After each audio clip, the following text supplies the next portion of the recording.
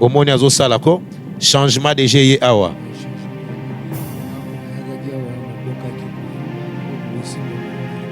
Oko simbelo côté maboko ezaki ya ovimba. A ekiti okomi ko ça ba mouvement. Maladie o sali combien de temps? 1 mois et demi. Maboko na mona itango yaki maboko yaki ya kovimba pena ozoko kata ko sala makile zo lekate. Okoyebisa ebandio ndenge nini? Ebaneno ndenge nini?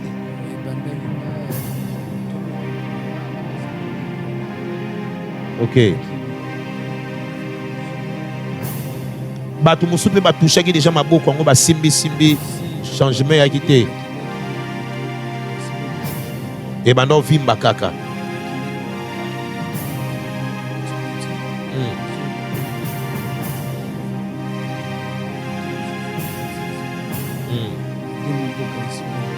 Nandinga mboki simbi te. Mais tant que pas prophète, ça lui combien de jours oh musati maboko nyoso ekiti boy.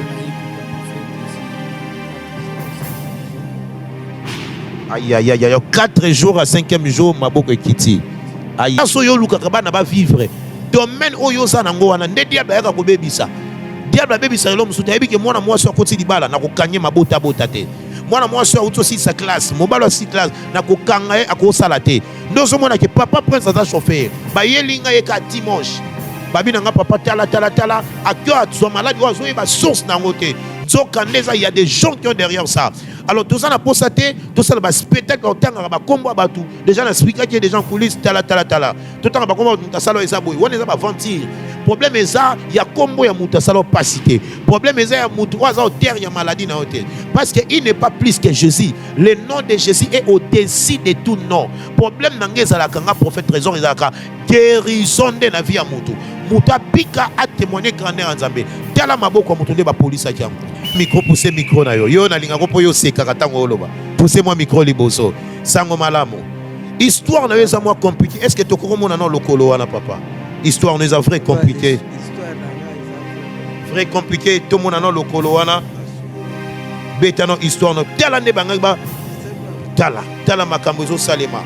C'est compliqué. Okoko loba nini nano loba nano e bana inde ni makambo.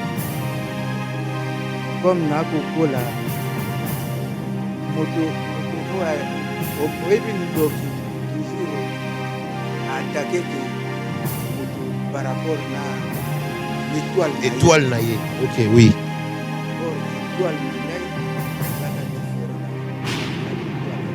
Shalom peuple de Dieu, shalom peuple d'Adonai. Que mon Dieu vous bénisse encore abondamment.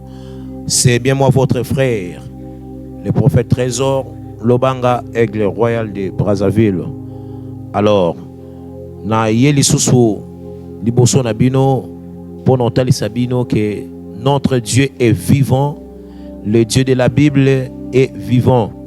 La Bible dit qu'il était mort et il était ressuscité le 3e jour. Ce Dieu-là est en train d'accomplir de grandes choses, Oyo mokile ko salate. C'est ainsi que nous sommes en Zambie déjà partout aux Landangai, aux États-Unis, aux en Europe, aux en Afrique, en Asie, Océanie. Le Dieu de la Bible a tranché le problème nayo. Il veut opérer un miracle dans ta vie par rapport à ma conditions au passé par rapport à ma cambo yo vivre. Alors na ina bisayo ko changer fréquence té zanabiso awa ko changer chaîne té pardon zanabiso du début jusqu'à la fin et tout ça déjà en direct nabino na chaîne nabiso to bengaka la barque tu vis chaîne zo sala ke batebele ba témoigner partout dans le monde entier.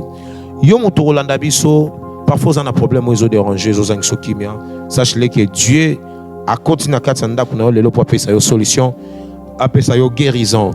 Vous aurez remarqué, nous avons 2 personnes, c'est des gens que le Seigneur est en train d'accomplir de grandes choses dans leur vie. C'est des gens que le Seigneur a fait aussi des grandes choses. Ce n'était pas facile, mais par la foi et par la grâce, tout le monde dit que le Seigneur va achever ce qu'il a commencé. Alors, il y a une bisayo qui a solution. Tout à l'heure déjà, la image comment le Seigneur a opéré ici à l'église La Grande Barque. Comment je crois que bateau bazana sima caméra bakopesa biso déjà moi spot moko bakopesa biso moi quelques images okomona ndenge nzambe azopéré ndenge nzambe azokangola bademo bazopakata bademo bazotika banzota bato mpe bazotémoigner que Jésus-Christ est Seigneur. Nalingi olandango juste pour quelques temps après tozonga na yo. Écoutez-moi, laisse-moi venir. Celui-là qui est déjà choisi, on ne le combat pas. Mais si vous le combattez, vous ne le saurez jamais. Demande-moi pourquoi. Parce que c'est Dieu qui a déjà parlé dans sa vie. Il n'y a personne qui est en face de lui, qui est devant lui. C'est pas son père, c'est pas sa mère, mais c'est le Créateur. Écoutez-moi, on ne combat pas avec le Créateur. Celui qui combattre la créature, le Créateur, il a au-dessus de toutes les choses. Ce que ses frères ne savaient pas, Joseph, sa destinée était divine. Sa destinée était divine. Il y a Mozambique dans son sac. Otikolanda yo mokomoni ndenge nzambe azosala na kati ya vie ya serviteur na ye dans ses ministères. Nalingi elekapé pa na yo afin que témoigner que Jésus-Christ est vivant. Nazoyebisa yo que le Dieu de la Bible n'a pas changé. Nalingi rapidement tozwa verset moko et nanzela ya verset wana o comprendre que nzamba salaka nzamba changera ba vie batu. Marc chapitre 16 le verset 17 Bible zoloba que voici le miracle qui accompagneront ceux qui auront crié à mon nom. Ils chasseront les démons et ils parleront de nouvelles langues. Voici les miracles qui accompagneront ceux qui auront crié à mon nom. Témoin na memelio na butu ya lelo to na mo ya lelo na zo banon que le temps des miracles n'est pas encore passé. Mais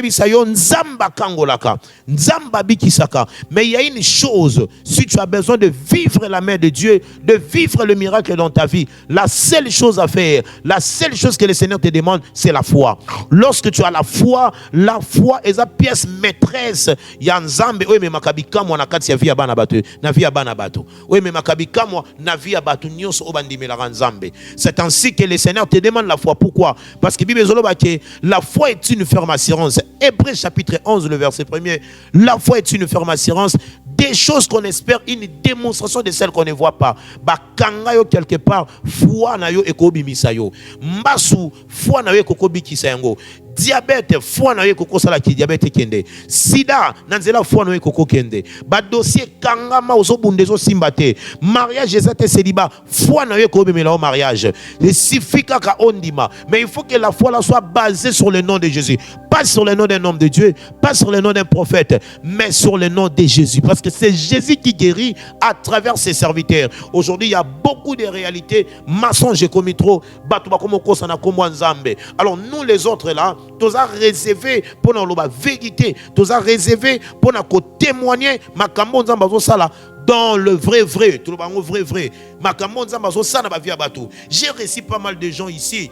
Na misuna ba téléphone musuba benga ba numéro nango ezana sewana ba misuba zo contacter nga prophète regardez ce qui se passe prophète là to bondeli na bango na nzela fona bango ba solution ezana ba musuba sali ba offrande ba sali ba sacrifice et nzambe a mis monis na nzela na bango par la foi. Nous avons que Dieu est le consommateur de la foi. C'est lui qui a la foi, il peut attirer les miracles dans sa vie. Nzambe azalaka ennemi ya batu o bazanga kondima. Mais des gens qui ont la foi, Zamba komaka amina bango. Na lingi na butu ya lelo to na mo ya lelo, bisika ne sozola nanga ke nzamba koma amina yo, problème ozo dérange wana obika. Na zo ebisa yo, j'ai beaucoup de témoignages na kokotela yo, ya bato nzamba bikisi ba maboma. Ya bato nzamba bikisi na ba o ba benga ka ba mio mezo disparaître. Ba maladie ba mai na ba cerveau ezo kende. Alors na lingi sans plus tarder to ke musikate. Na gauche na droite nanga, na zana papa prince. Nazana papa prince, bonsoir papa prince, c'est un micro déjà. Bonsoir papa. Boni nzamba azo sala. Azo sala pour na moni azo sala pour na. Omoni azo sala ko changement de GIE awa. Changement yaki mako na yaki awa maboka ki kovimba na ko kosimba même le côté. Oko simba le côté maboko zaki ya ovimba. Kovimba awa quand même jamba azo sala awa. Aye kiti okomi ko sa ba mouvement. Maladie o sali combien de temps? Maladie il a 1 mois et demi. 1 mois et demi. 1 mois et demi. Maboko na mona itango yaki maboko yaki ya kovimba pena ozo kokata kosala makile zo lekate. Mais na moni ba circulation ya makile komo leka okomo sala pe mouvement.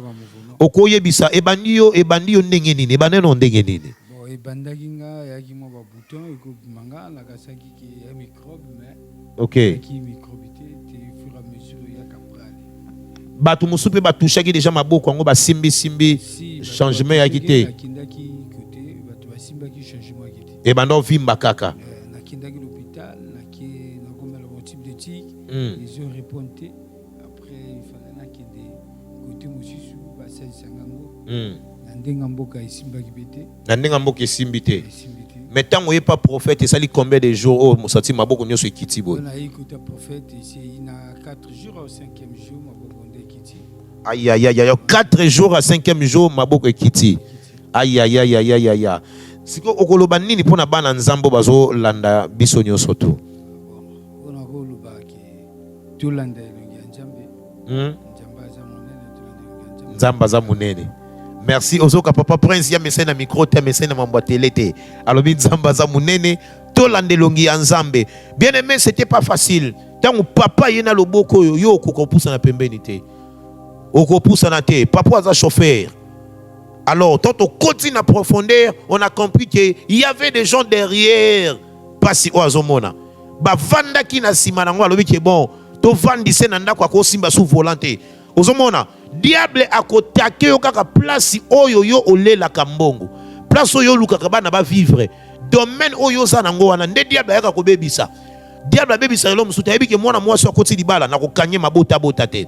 Mwana mwasi auto si sa classe, mobalo si classe na kokanga ye akosala te. Ndozo mona ke papa prince aza chauffeur. Ba yelinga ye ka dimanche. Babi nanga papa tala à cœur de malade oiseau et ba source na ngote nzoka ndeza il y a des gens qui ont derrière ça.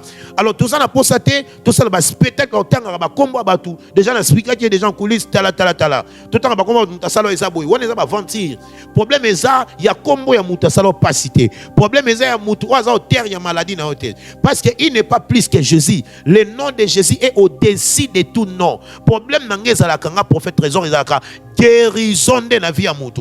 Muta bika a témoigné grandeur en Zambé. Tiala maboko mutu nde ba police a kiango. Peut-être yo pose le cas la situation compliquée. Tu te poses des questions, Seigneur, je vais faire comment? Papa prend son solo baké 1 mois maboko bando vimba. Na mona bat ba kufa na yango.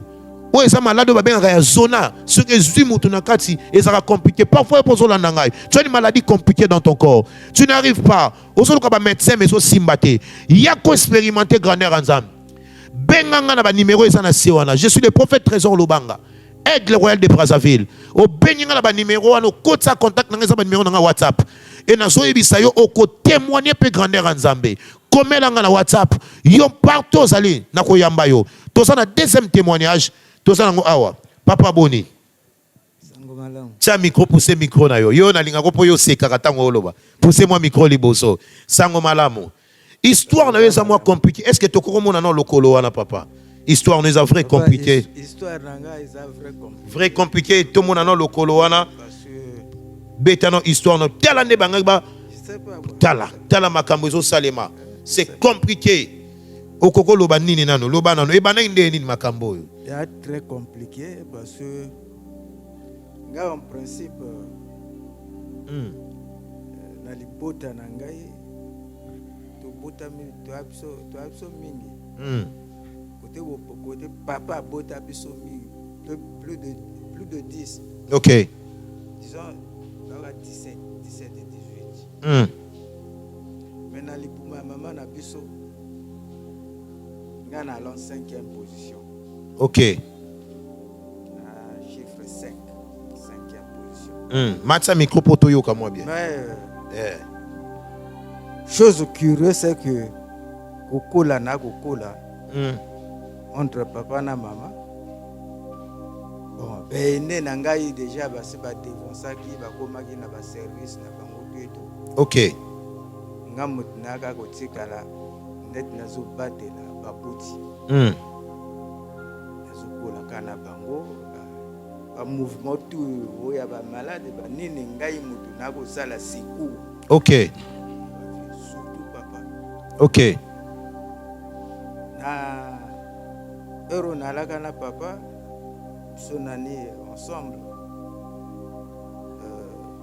En tout cas, ce qui a été cassé, akenda na papa depuis kala. Ok. Mais baye ko raté papa ka pour na présence na ngai. Amen. Donc yonde mutu ozaki sauveur ya papa obota yo. Sauveur ya foyer Ya famille mobimba. Malgré ozana 5e position. Ok. Et ne tout basi ba yaka ville ba boma na ba service na bango tout. Ngam naka ko tikala. Wana na mboka. Na mboka. Ok. Comme nako kola moto o ebi ndoki toujours à attaquer que moto par rapport na l'étoile na Étoile na ye. Ok, oui. or étoile na ngai elaka différent na étoile Ya bato mususu. ya bana tout. Ok. Étoile na ngai elaki vraiment capital. Vu que parcours à Molai papa. Parcours moulaï après pota ozwa kiango na ndenge. Parcours à Molai. Zala na okaka mo kusi e bandi neni. Et bata kango e banda d'abord na acte de naissance original. Ya yo. Ya ngai. O ba rekala na kati ya ba kunda na bango. Pona nga na évoluer. O évoluer te au sala l'école te étude katana. Étude katana. OK. Effectivement étude iko katana na niveau ya 3e. Il y a 3e. Pona ko sala BPC. Il faut acte de naissance. Il faut acte de naissance original. OK. Comme déjà basi bakina ko kunda yango soki wapi moya ya kujwango yalaka. Au loka acte de naissance c'est mona na soute bunga. Yango ana na tika l'école. OK. Inspiration yi na butu fallait na luka na ekola musala maboko. OK. Na français baloba il y a que des sauts de gens. OK. Son métier. OK. 10 000 francs au président s'assoit Simba Kawana. Nga soki vraiment na métier ya maboko na kokipe ko simbango. OK. Hormis l'école. OK. Kokipe ko simbango na alors inspiration anesali ke ngana yekola mosala ya maboko. OK. Depuis Owando. OK. 2000 non en 85 86. OK. On a yekola mapano. Na travaillé entre 3 mètres au Balaksanga Motsala. Donc, na dû vraiment formation. Na koma na zonga na mboka ya kobota ngai na yeko sala makambo nanga papa na yeko telimisa furu wana ya kotumba mapa. OK. Leur na bandi kotumba mapa. C'est là où bato bamoni mais yé c'est là le col. Baninga bako kota na yenani baso kota. Ya komi kutumba mapa auquel marque. Jalousie bandi. Jalousie mati et c'est bandaka depuis. Ouais, et mati siko. Tellement comme populaire. Et mati. Na sala nuit blanche nazo tumba mapa nanga. Ozola la bapongi na bino kuna mengai na concentré na musala nangai. Batu bazo ya mapa no na tombo. Na ebilera kulala na ebilera ya kusala. Batu ba comprendre. Leur map bando bima. Bon, ya Molai. Tu sais même ex-ministre Nabiso auta ko kufa bani lekani. Le Kunzu Justin. La délégation naie par Rodolphe Adada. Je crois bien même na président, je ne sais pas ce qui, bon, je ne me rappelle plus. Mais il y a une délégation dans Mboka Kuna. Comme grand frère au Ngana Landi. Bon, après au Ngana Landa, au Ngana Landi, alaki na simewana likolo. Alaka garde corps ya ministre Likunzu. OK. C'est un bon chauffeur. Comme toi Namboka, il y a une délégation à Namboka. Il y a Namboka qui est côté chef Kuna, ministre Kuna. Tongo na grand frère a un atelier côté Ngana Kosal. Il y a René. Gaya. Oh. Ozo bossé, nga oui, nazo bossé. Ok. O ma banane bimi na fo, nga oui ma asimba boy. Tout chaud. Lobi ah. A dû panier, a chargé ma pana panier, a même un côté à place bakonzi balaki. En tout cas, ministre, basimba ma pas. Mais de quel? Nani asali mapo. Wana siko na kimboshe. Mais non, ma pas mia boa ou le. Comment tu as pu avoir un pain? Ma pas mamia mia ou. Comme ça. Non, c'est le cadet qui est en train de fabriquer. Ici à Okwese. Oui, ici à Okwese. Il est là en train de travailler. Oh! Mais non, ça c'est vraiment important. Ok. Donc, le pain local, on dirait le pain moderne. On dirait que ça revient d'un four moderne. C'est vraiment intéressant. Non, Nzambe faut pas m'bolayer, faut qu'il y ait des poissons. Depuis wana, allez, et comme ça les commis, bagomo bini sango. Santé, ni tout après 2006. Non,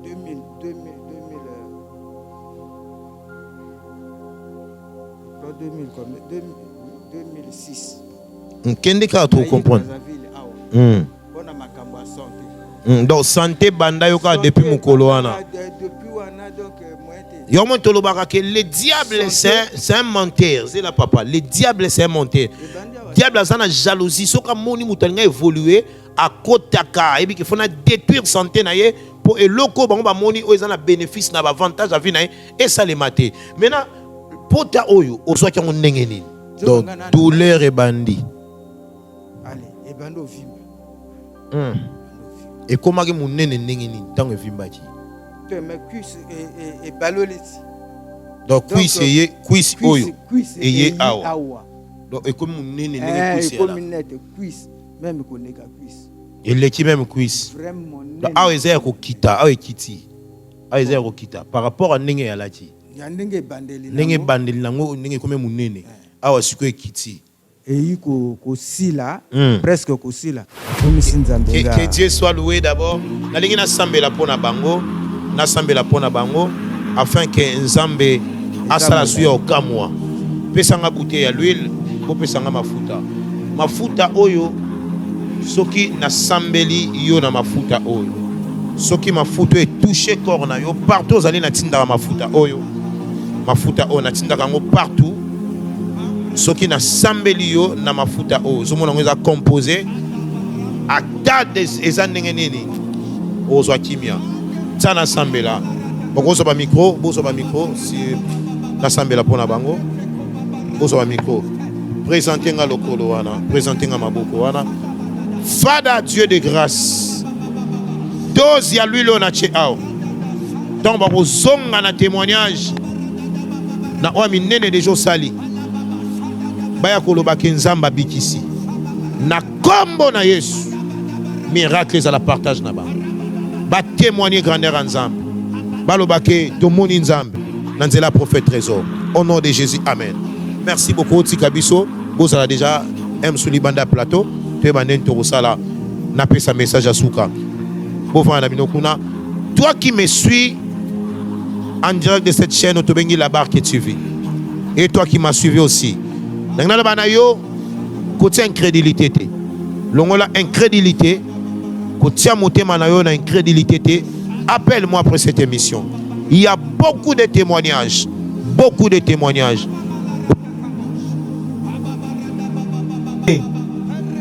Tous les bon là la vie. Mais au bout de temps, le Seigneur a opéré. Dans les yo besoin témoignage, yo bo témoigner. Benga ngai ko hésiter ko benga ngati. Nyon so benga ngana ozotan solana yo. S'il s'agit de la prophétie, pour opérer sur prophétie, mais vous avez beaucoup plus de valeur aux solutions à problème. C'était pour vous le prophète trésor de loin de Brazzaville. Je suis ici à Brazzaville, numéro de Mezawana, plus 242 06 479 37 80. Je dis bien 37 80. Combien l'on a bien abisso, tous en pour répondre. Que Adonai Dieu pour bénir tout ça, mon amant, d'être dit shalom.